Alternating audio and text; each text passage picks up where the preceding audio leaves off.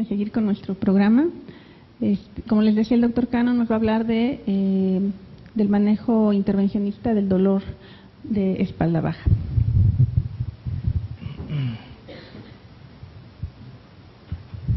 Bueno, buenos días. Me pidieron que les platicara sobre el tema del dolor espalda baja. Este tema pues realmente es muy común y creo que a todos en algún momento hemos escuchado de este diagnóstico: dolor de espalda baja, dolor bajo de espalda baja, dorsalgia, lumbalgia, etcétera. Bueno, la importancia del tema radica básicamente desde el punto de vista con nosotros como anestesiólogos, porque muchos de los pacientes que metemos hasta cierto punto traen este diagnóstico y muchas veces nos queda mucho la duda de qué es lo que debemos hacer o no debemos hacer si tenemos el paciente en quirófano, ¿no? Una de las cosas es el tema previo que se dio, el uso de los opioides de manera crónica. Eso en qué nos perjudica o en qué va a cambiar nuestro plan anestésico, pues realmente sí cambia bastante, como lo mencionó la doctora Guillén. Tenemos que tener en cuenta toda la terapia de opioides que tiene el paciente previo. Pero bueno, vamos a arrancar con el tema. Primero, pues como todo, la definición de la lumbalgia. Se define como un dolor localizado entre los márgenes costales de la región de las vértebras lumbares, que va desde lo que es la cintura, lo que es el sacro, hasta el borde inferior de las costillas. En pocas palabras, esa es la definición de este padecimiento. Lo podemos encontrar, como dije, lumbalgias, dorsalgias, etcétera. Bueno, la importancia, como todas las cosas y como todas las medidas de salud que hay en el país y en el mundo, tenemos que ver el impacto de salud pública que tiene este diagnóstico, ¿no? Y el impacto siempre de salud pública tiene que ver con el dinero. Tanto en Estados Unidos, en Europa, en América, el diagnóstico de lumbalgia es una pérdida importante o una inversión muy importante de dinero en el rubro de salud pública. En Estados Unidos, como veo aquí, les estoy colocando alguna información. En Estados Unidos, en el 2013, 12 billones costó lo que es el simple diagnóstico de lumbalgia. 28 billones de dólares al año. Así en Europa, 1.6 billones de euros. Y en nuestro país, desgraciadamente, todavía no hay una estadística como tal. Hay estadísticas aisladas que hace cada instituto, cada hospital, pero realmente el Instituto Nacional de Salud Pública todavía no ha publicado un artículo en el cual diga el diagnóstico de lumbalgia tiene tanta inversión económica en el rubro de la salud. Bien, de aquí. Es bien importante esto que les estoy colocando aquí. El 75% de las personas adultas en algún momento presentan un episodio de dolor de espalda baja, independientemente que se hayan lesionado o no lesionado, en algún momento en su vida van a referir de este dolor. Y el 85% de estos no tienen un diagnóstico anatomopatológico. ¿Qué quiere decir eso? Bueno, que no tienen hernias discales, que no tienen alguna lesión anatómica en columna. Simple y sencillamente fue un espasmo muscular. Bien, el 80% de las personas que padecen de dolor de espalda baja, el 80% se centra en lo que es el sistema musculoesquelético. Esto no quiere decir que al hablar de musculoesquelético incluya las articulaciones que tenemos en la columna. No, estamos hablando única y exclusivamente del grupo muscular, grupo de ligamentos y propiamente el hueso. Si recordamos un poco lo que es la osteoporosis, duele. En algunas personas que ya padecen una osteoporosis avanzada refieren de dolor, y esa es una clase de dolor que cae en este rubro del 80%. El 10 al 15% radica en una articulación facetaria. Esa es una articulación, ahorita vamos a hablar de ella, que tenemos 4 por cada cuerpo vertebral, que es muy importante, es muy algológica, y habitualmente en las personas mayores de 60 años van a tener cierto desgaste en estas articulaciones, y es la causa principal del dolor de espalda baja. Estoy hablando del dolor que se centra en la columna lumbar, que no se irradia hacia ningún lado. Las personas que tienen ese tipo de dolor, lo más probable es que tengan algún problema en la articulación facetaria. Del 1 al 2%, pues ya tienen una patología propiamente de disco. El 0.7% ya sea tumores, ya sea primarios de columna o metastásicos. De este 0.7%, el 80% corresponde a metástasis óseas. Obviamente hablando de un tumor primario, ya sea de mama, sea de próstata, que son los que principalmente van a dar metástasis en el sistema esquelético. Y ya un número muy inferior de 0.01% por infecciones. Bien, esta es una estadística que me pareció interesante colocarles, porque bueno, estamos hablando de todos lados menos de nuestra zona.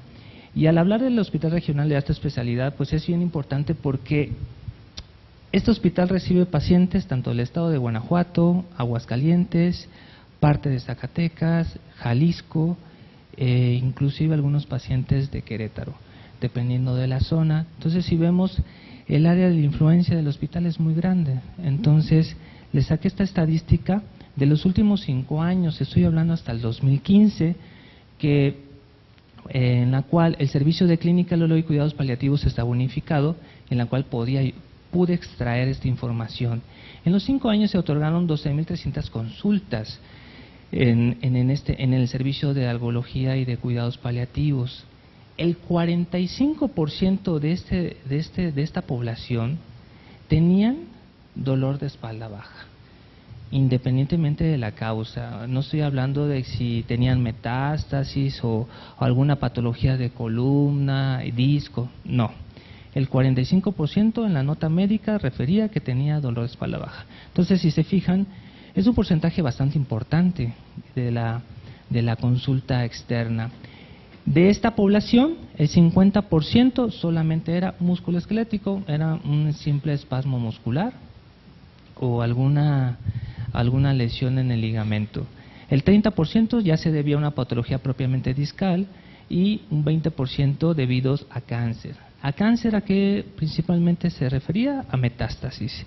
Entonces, si se fijan, es bastante importante este tipo de patología. Bien, en general, como todas las cosas, tenemos que clasificar a la lumbalgia. ¿Por qué?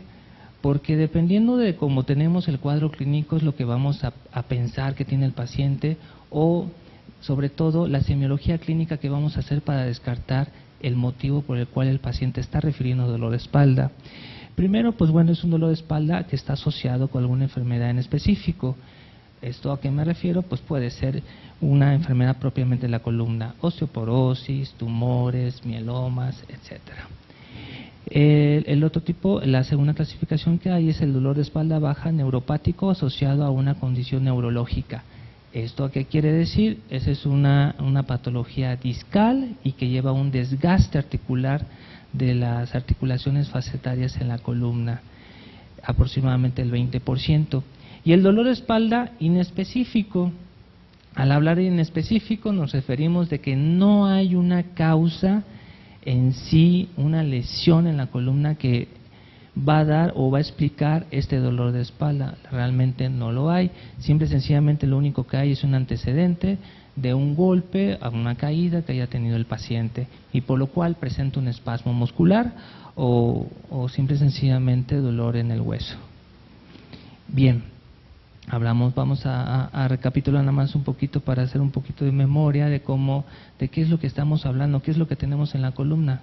Claro está, todos somos anestesiólogos y sabemos perfectamente qué es lo que hay ahí, pero bueno, la vértebra, pues bueno, está compuesta por 2 pedículos, 2 láminas, 4 facetas articulares, 2 superiores, 2 inferiores y un proceso espinoso. Tenemos 5 vértebras lumbares, 5 vértebras sacras y los cuerpos coxígeos. Bien, en esta fotografía vemos cuerpo vertebral, apófisis espinosas, las laterales. Esto que vemos aquí arribita, esa es la articulación facetaria, la que se va a unir con el cuerpo vertebral superior, como vemos acá. Aquí hay otra careta articular que se une con la inferior. Esta línea que ustedes ven aquí, esa es la articulación facetaria, que es la causa principal del dolor de espalda baja en las personas mayores de 65 años, y simple y sencillamente por un desgaste de esta articulación. El disco intervertebral, y ese es el hueso sacro y el coxis. Bien, el cuerpo vertebral, ¿qué lo conforma? Un tejido óseo trabecular, un tejido óseo cortical, tenemos una placa superior y una placa inferior, y obviamente el hueso tiene fibras nerviosas inmunoreactivas a sustancia P. Esto es algo bien importante. Hay que recordar que el hueso tiene una inervación. Tanto así está que en algunos padecimientos que hay un desgaste en el hueso, o pacientes que tienen algún tratamiento, ya sea de quimioterapia o algunos medicamentos muy abrasivos, van a causar dolor neuropático en hueso. Y esto es bastante frecuente, y es más frecuente en los pacientes que tienen osteoporosis crónica y en los pacientes que están bajo tratamiento de cáncer. Bien, aquí está el dibujo. La inervación que les estoy comentando se encuentra dentro de toda esta rama trabecular. Entonces, cuando tenemos alguna patología en la cual hay un desgaste de la cortical, un aplastamiento de esta zona, va a producir dolor. Ese es un dolor neuropático que los pacientes habitualmente lo refieren ya sea en las piernas o en la columna, y lo refieren como una sensación de frío, que no les duele ni el músculo ni nada, sino te dicen que es el hueso, y siempre la característica es que te lo dicen que es frío. Bien, otra parte que tenemos en la columna, tenemos que son los ligamentos.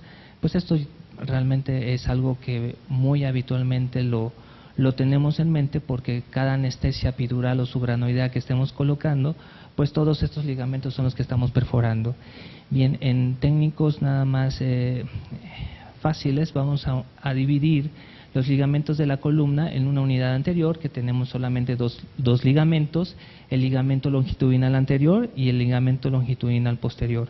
Y en la unidad posterior del cuerpo vertebral tenemos el ligamento amarillo, el supraespinoso y el interespinoso.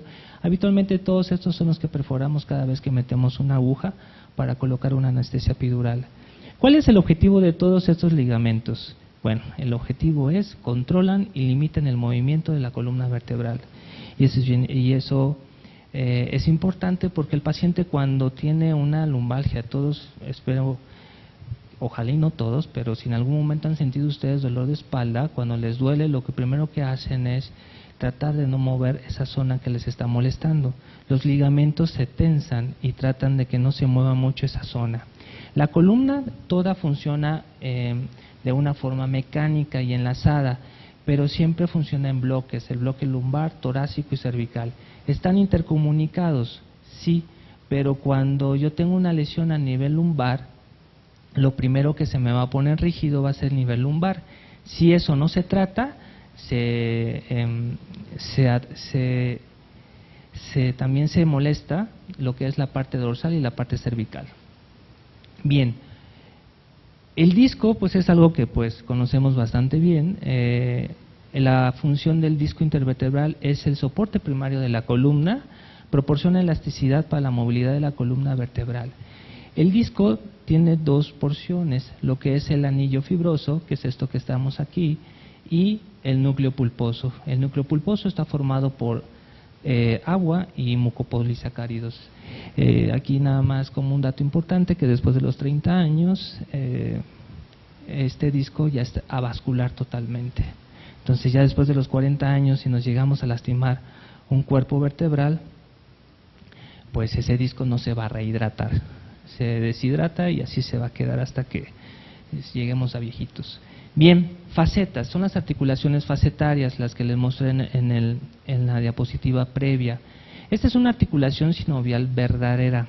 ¿Qué quiere decir esto? Que tiene su cápsula, tenemos líquido dentro de esta articulación, a pesar de que es muy pequeña. Y su objetivo es mantener la estabilidad de la columna, guiando la dirección del movimiento. Cuando yo le digo a mis pacientes qué es lo que hace la articulación facetaria, siempre les hago el movimiento de hacia los lados. Ese movimiento que estoy haciendo, ese movimiento es el que regula las articulaciones facetarias. Entonces imagínense qué tan importante es las articulaciones Si yo llegara a tener desgastadas mis articulaciones facetarias, cada vez que hiciera esto, me dolería, ¿sí? Y eso, si ustedes han tenido contacto, ya sea con pacientes o familiares mayores de 65 años, van a ver que ellos tienen mucha limitación a estos movimientos, precisamente por el desgaste que hay en esa zona. Bien, esta articulación está inervada por las ramas del ramo posterior del nervio espinal, y tenemos 4 procesos facetarios por vértebra. Esto de la inervación es bien importante, y esto, bueno, es una causa muy común de la consulta. Al paciente llega por dolor lumbar, se le hace una resonancia, los discos intervertebrales están sanos, no hay causa de un abombamiento o hernia discal, pero nos reportan esclerosis o atrofia de las articulaciones facetarias y al paciente le duele. ¿Pero por qué le duele? Dices, bueno, si la articulación ya se desgastó, ya no existe la articulación ahí, ¿por qué duele? Simple y sencillamente, al hablar de una esclerosis facetaria, quiere decir que la cápsula ya no está, pero el espacio entre los dos huesos sigue estando allá y la inervación ahí queda. Entonces, imagínense ustedes un hueso y una vista microscópica en la cual tiene unas vellosidades, y esos son fibras nerviosas, y por eso es que duele mucho. Y desgraciadamente la única manera, los analgésicos que hay o las terapias de calor solamente tienen una función muy limitada a este tipo de articulaciones. Ya tenemos que hacer otro tipo de intervenciones para quitar el dolor. Bien, la inervación de esta zona de la columna pues está dada básicamente por el nervio espinal. Tiene 3 ramas, la lateral, la intermedia y la media. La lateral va básicamente al músculo iliocostolumbar, la intermedia las articulaciones facetarias, los músculos largos, y la media va hacia el ligamento interespinoso. Bien. Bueno, vamos a empezar. ¿Qué es lo que nos puede dar o cuáles son las causas principales de dolor lumbar? Primero lo vamos a centrar en causas no mecánicas, me refiero de que no tengan básicamente hernia discal. Bien, la neoplasia representa el 0.7%. ¿Cuáles? Puede ser un mieloma múltiple, un SEA metastásico, linfoma, leucemia, tumores de cordón espinal, etcétera.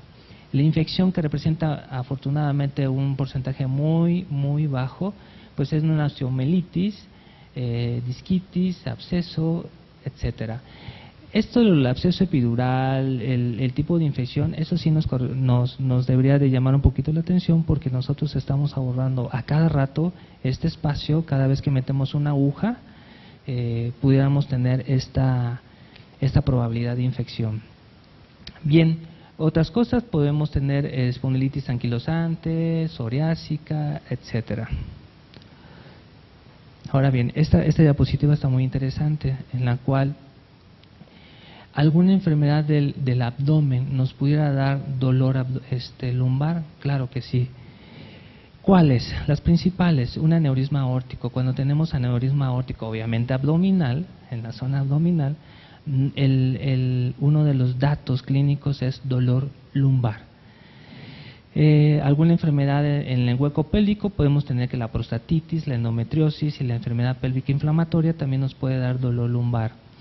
Enfermedades renales como la nefrolitiasis, la pilonefritis, bueno, en fin, todas estas enfermedades que ustedes ven aquí pueden tener dolor lumbar, sí, pero aquí ya empleamos un poquito de la semiología del dolor. Tenemos que ver dónde inicia el dolor, hacia dónde se irradia, si realmente es un dolor primario de la espalda o es un dolor referido.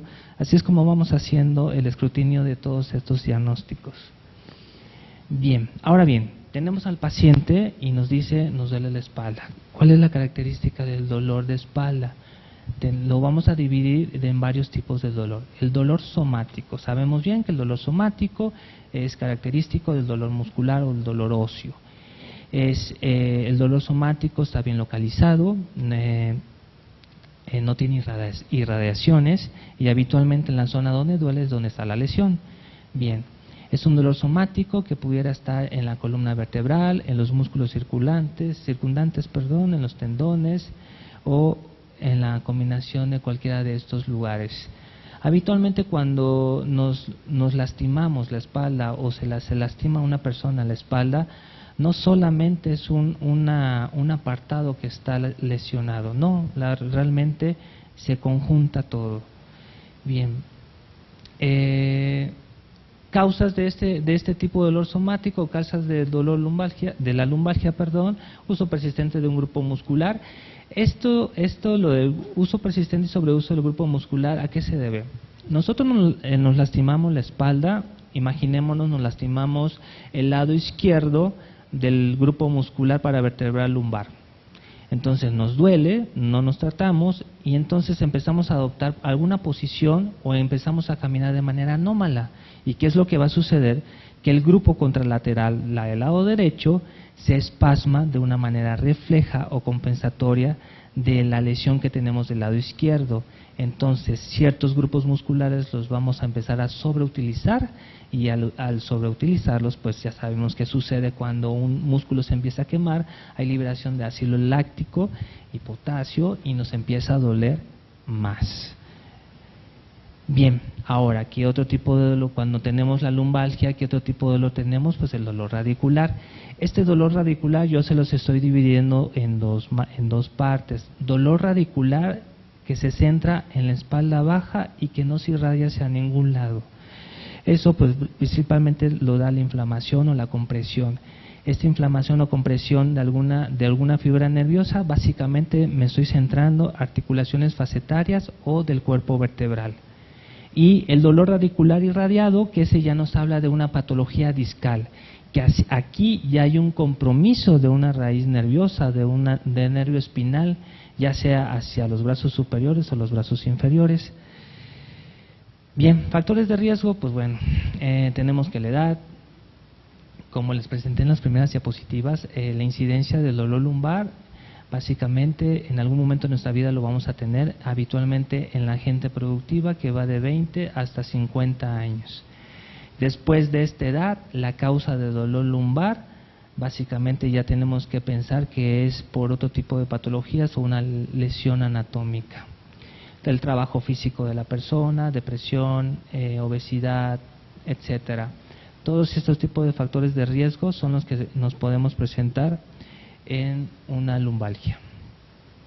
Bien, ahora, primero, ya tenemos el paciente con dolor. ¿Qué es lo que tenemos que hacer o qué es lo que se hace cuando un paciente tiene dolor de espalda? Bueno, primero, si nuestra semiología clínica nos dice que es totalmente muscular, realmente no nos vamos a apoyar y que el paciente no pensemos que tenga un compromiso o una lesión de columna, pues realmente nos dedicamos a dar tratamiento farmacológico o rehabilitación. Pero si sospechamos de alguna lesión en algún cuerpo vertebral, en algún disco, pues bueno, nos tenemos que apoyar en radiografías, las cuales tenemos dos, las estáticas y las dinámicas, y eso yo creo que en algún paciente lo habrán visto. Las dinámicas es para descartar alguna inestabilidad de columna, tomografía computarizada, una resonancia magnética o simple y sencillamente una electromiografía. Bien, tenemos al paciente, ya hicimos nuestro diagnóstico. ¿Qué armas tenemos para tratar el dolor? Primero que nada, la rehabilitación, farmacológico, quirúrgico o algún procedimiento de mínima invasión para quitar el dolor. Primero que nada, dentro de la rehabilitación contamos lo que es la fisioterapia, aplicación de calor en la zona de la espalda, hidroterapia y reposo. El 40% de los pacientes que tienen un dolor de espalda baja, con la pura rehabilitación mejoran, sin necesidad de tomar ningún medicamento analgésico, antiinflamatorio o opioide. Con la simple rehabilitación mejoran. El otro porcentaje no, y es cuando pensamos de que ya hay una lesión más de fondo. El segundo plano que tenemos, farmacológico. Los AINES, todos los medicamentos antiinflamatorios, realmente tenemos una vasta cantidad de medicamentos, todos son buenos, todos se tienen que dar en algún momento de una lumbalgia, sobre todo cuando pensamos que el componente muscular está dañado. Los COX-2, pues este tipo de medicamentos los utilizamos si es que pensamos que la terapia antiinflamatoria se tiene que prolongar por más de 2 semanas. Ese es un punto muy interesante, que los AINES, acuérdense, no los debemos de dejar más de 2 semanas por las complicaciones que tenemos en tanto el sistema hematológico como en la función renal. Entonces aquí nos inclinamos por los COX-2, que estos sí los podemos dar a largo plazo, obviamente teniendo en cuenta que si el paciente es hipertenso o no es hipertenso, hay que estar checando esos rubros al uso de los COX-2 crónicos. Los neuromoduladores, son medicamentos que ustedes han escuchado, que se utilizan mucho, sobre todo cuando hay un componente radicular o un componente neuropático en la fisiopatología del dolor lumbar. Los opioides, ese es otros medicamentos que estamos utilizando, y eso pues ustedes más que nada sí están muy cercanos a esta clase de medicamentos. En la consulta externa utilizamos los opioides, igual aplicamos la escala analgésica de la OMS o la escalera analgésica, el ascensor analgésico, cualquiera de esas 2 escalas, para saber qué tipo de opioides vamos a dejar. Opioides débiles cuando es un dolor moderado, opioides severos cuando es un dolor fuerte.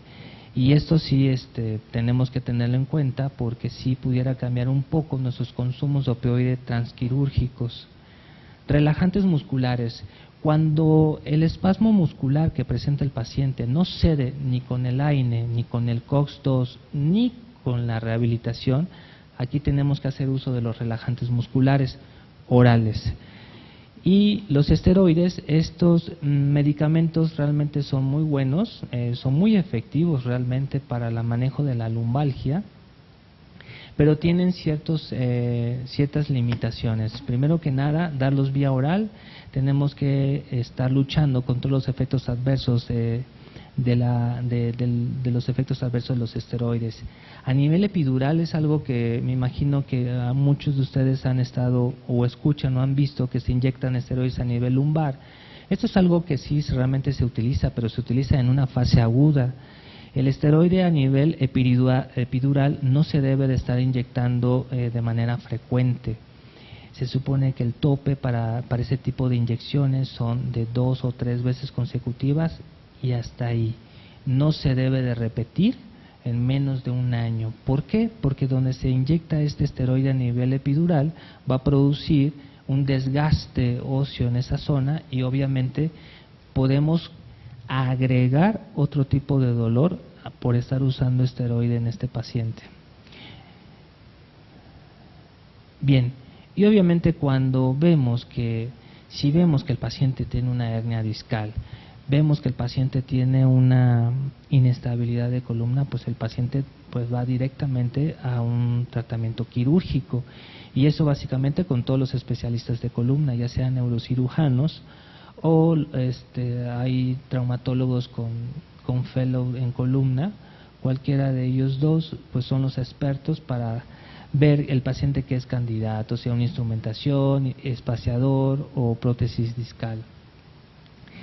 Bien, dentro del tratamiento que hay de mínima invasión para disminuir el dolor, tenemos varios, y va a depender mucho de lo que hayamos detectado con los estudios de imagen o de la causa del dolor. Primero tenemos lo que es la neuroplastía con un catéter de Rax. ¿Este procedimiento qué es? Es algo bastante sencillo. El catéter de Rax es como un catéter que traen todos los equipos epidurales, pero este es especial porque en la punta viene una especie de resorte, un cepillo, el cual lo metemos por el hueso sacro, y de ahí metemos el catéter, obviamente guiado por rayos X, hacia la zona donde aparentemente habremos detectado adherencias. Las adherencias en el espacio epidural solamente se forman por 2 motivos: por una instrumentación de columna, y 2, por una inflamación crónica. Las adherencias, cuando las tenemos en el espacio epidural, es una causa de dolor lumbar, asimismo también causas de dolor radicular. ¿Cuándo observamos esto? Cuando el paciente tiene dolor radicular o irradiado y le hacen una resonancia y no se ve ningún abombamiento, o se ve un abombamiento que no tiene compromiso de la raíz nerviosa, pues bueno, hay que revisar muy bien la resonancia, ver los antecedentes del paciente y buscar adherencias en el espacio. Solamente 2 estudios podemos hacer la detección de adherencias. Uno de ellos es la resonancia y el segundo es una epiduroscopía, ¿no? Bien, 2. Y entonces lo que hacemos, metemos el catéter, localizamos la adherencia, colocamos sustancias que van a ablandecer lo que es la adherencia, y el catéter en su punta, como es un cepillo, vamos limpiando, quitando las adherencias, obviamente zona por zona. Este es un procedimiento muy lento, un poco tardado, pero bastante efectivo cuando la causa del dolor son las adherencias. El segundo es la foraminoplastía. No quiere decir la foraminoplastía que hacen los quirúrgicos. En estos casos lo que hacemos es nada más meter una aguja en donde por arriba de la raíz nerviosa en el foramen, y lo que hacemos es limpiar todo alrededor de la salida de la raíz nerviosa, y con eso mejora mucho lo que es el dolor radicular. La ablación con radiofrecuencia de las facetas articulares.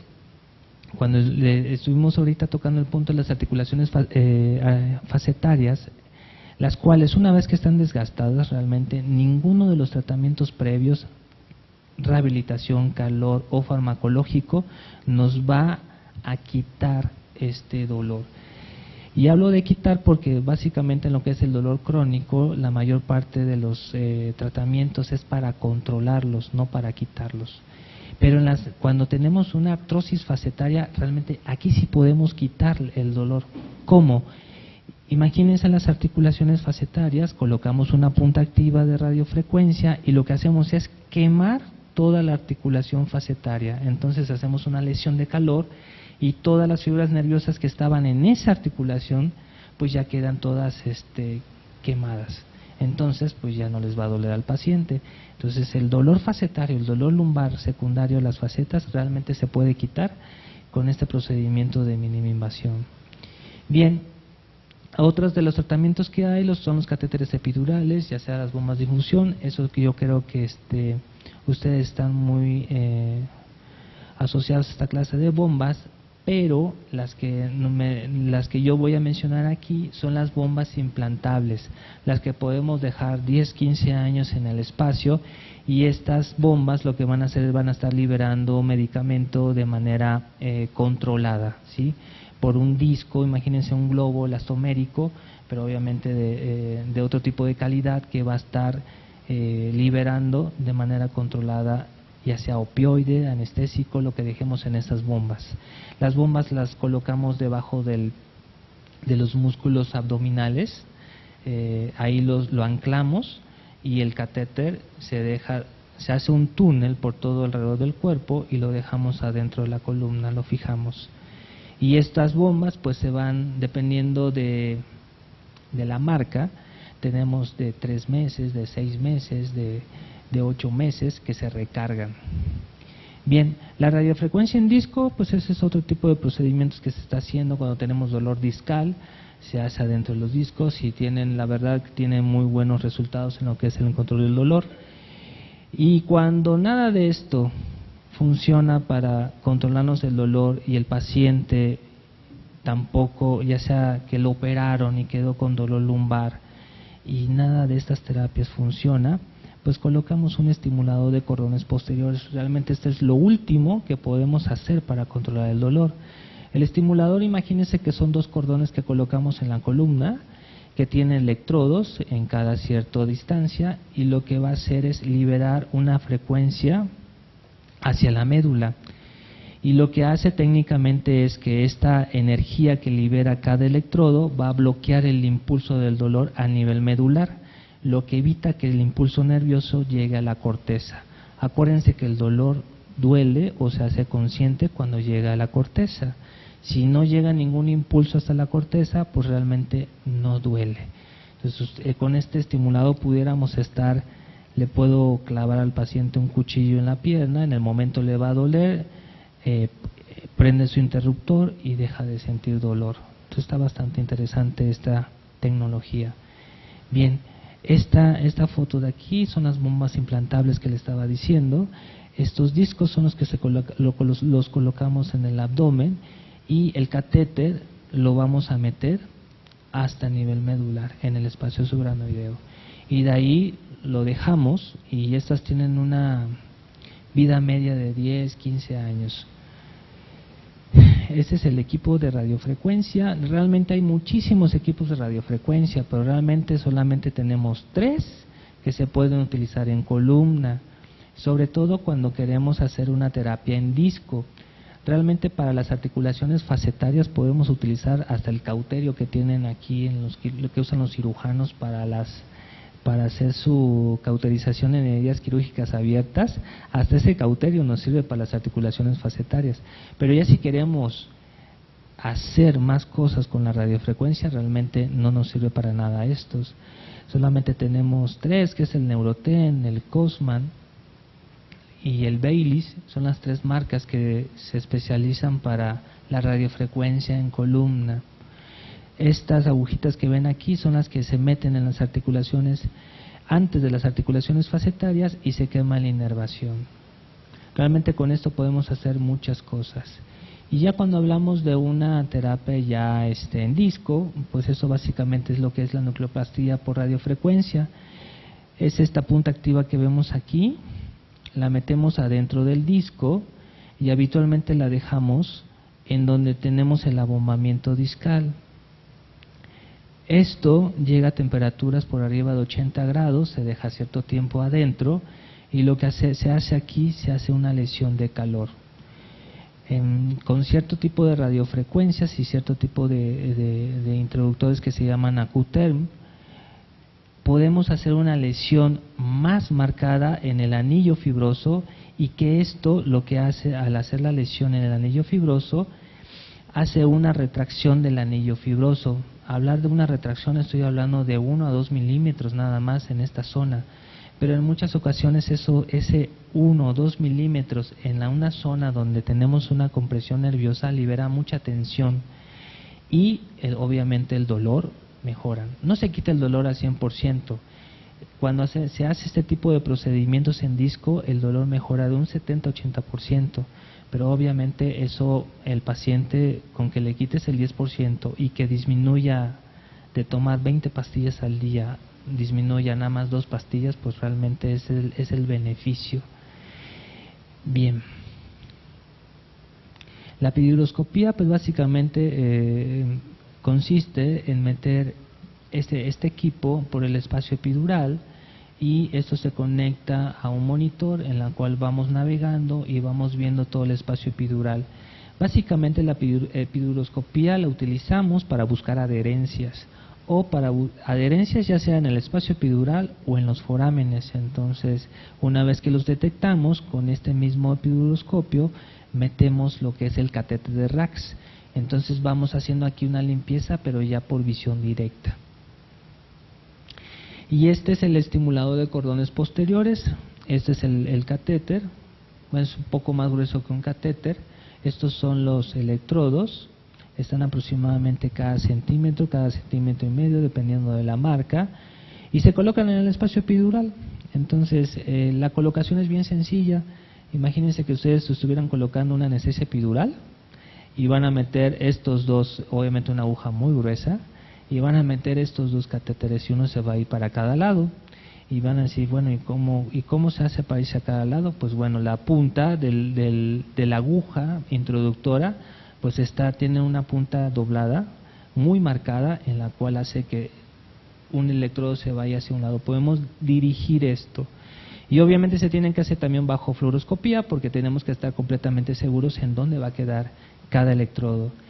Y la batería la tenemos también implantada, la dejamos adentro del cuerpo del paciente, y el paciente lo que va a hacer es andar con un control remoto, el cual cada vez que sienta alguna molestia va a oprimir el botón y va a emitir estos electrodos un impulso nervioso hacia el canal medular, bloqueando el impulso del dolor. Eso se llama teoría de la compuerta, y es algo bastante seguro.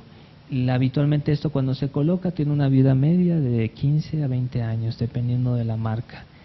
Fuera del estimulador de cordones posteriores, realmente hasta ahorita no hay algún otro procedimiento o algún equipo que nos pudiera servir para el manejo del dolor lumbar. ¿Qué otros tratamientos tenemos actualmente? Pues bueno, y eso yo creo que ustedes han escuchado muchos. Tenemos los TENS, que son, imagínense, unos electrodos que se pegan en la espalda y produce que el músculo se vaya contrayendo, se relaja, se contrae.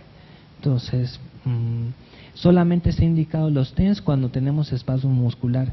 Si el paciente tiene una compresión radicular, tiene dolor radicular, los TENS no sirven, al contrario, les aumentan el dolor. Entonces, aquí a veces tenemos un poquito de problemas cuando el paciente va a rehabilitación, porque pues el TENS se lo colocan a todo y en algunas ocasiones los pacientes no lo aguantan. ¿Pero por qué?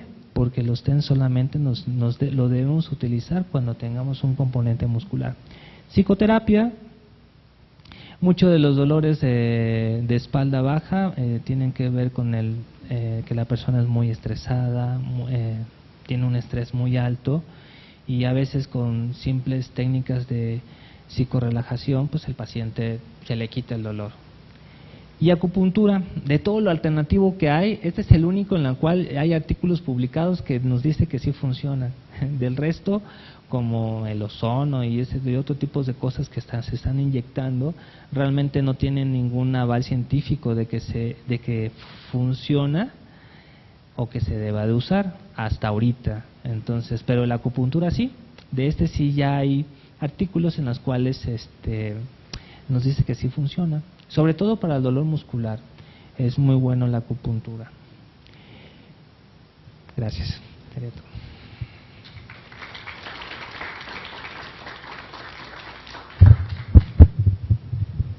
¿Alguna pregunta que tengan para el doctor Cano? ¿O algún comentario?